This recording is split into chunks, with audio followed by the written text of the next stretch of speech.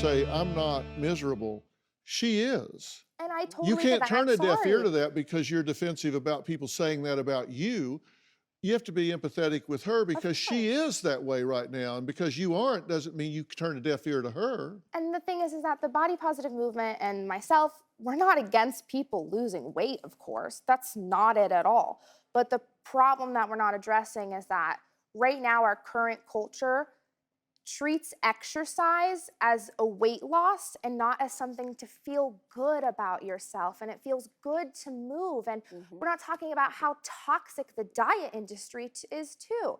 I mean, like, I think in 2019, it was a $78 billion industry. And 95% of diets fail. So it's not that it's as easy as just going on a diet when we have an industry that has been designed to make you fail to get more money out of your pocket. Well, it's worse than that. People that go on a diet during the year, by the end of the year, will have gained more weight than people that never even went on a diet. Exactly. You're exactly right. It is a toxic situation. It has to be a lifestyle. And I think that's what you're talking about is a lifestyle. Yeah, and you know, if I may, I love your point of view, totally get it. None of this is easy. Amanda had a good point that she said earlier. There's many things that you don't think about, like when I was 250 pounds and I could run around and do whatever, or 300 pounds and I could run around and work and did everything everybody else did. I never thought of the damage I was doing to all my bones. Now there are bone spurs all over my back, bone spurs in my knees. I need knee replacement, hip replacement, back surgery. It's just broke my whole body completely down. And you're not a candidate for surgery now, right? And I'm not, no, they cannot do the back surgery. They said it would just come right back, you know, if I do it at this weight. My MRI is 15 years old. Who knows how much worse my back has gotten in 15 years because I can't fit in the MRI machine. It's lots of things you don't think about. Well, I want to be very clear because these are two different things. One is in terms of body positivity, in terms of how you feel about yourself as a human being. And the other is how healthy you are at whatever shape. Living in the extremes from a health standpoint can be very, very dangerous. That has nothing to do with how you feel about yourself as a human being. So it's, to me, these are mutually exclusive. Your self-image and your body image, that's what I mean. Those things should be separated.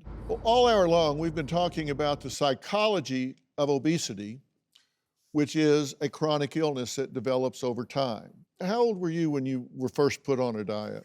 Probably like 10. See, that's just And I have a very distinct memory of my family went skiing, and I didn't want to wear snow pants because I thought I looked fat.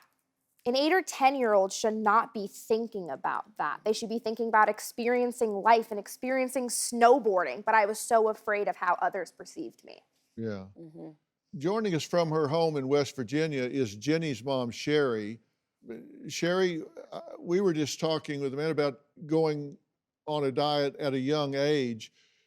In looking back, do you see things in Jenny's childhood that you think sensitized her to being hypervigilant about this in a way that's contributed to her obesity today? Oh, yeah. I was an overweight child myself, so I didn't want Jenny to go through that at all. So, yes, at a very young age, I did start to limit her food. And I know now that that doesn't work. It didn't work with me. It didn't work with Jenny. I still don't know how to help her. Did you feel hypersensitized to it at a young age? Oh, yeah. So, Like she was saying, you remember about I can remember us shopping and I was going to be in a 6X, which is about a 5 or 6-year-old. And, you know, the comments, oh, you're getting so big. You went up too, and that could have just been that because I was only 6, but I didn't take it that way. So, yeah, I don't blame her. I really gained a lot when I left her house because I was like, not going to eat whatever I want, you know, and I went a little crazy. But yeah, it's just always been there. do you have a story or a question for me? Click the link in the description and tell me what in the world is going on.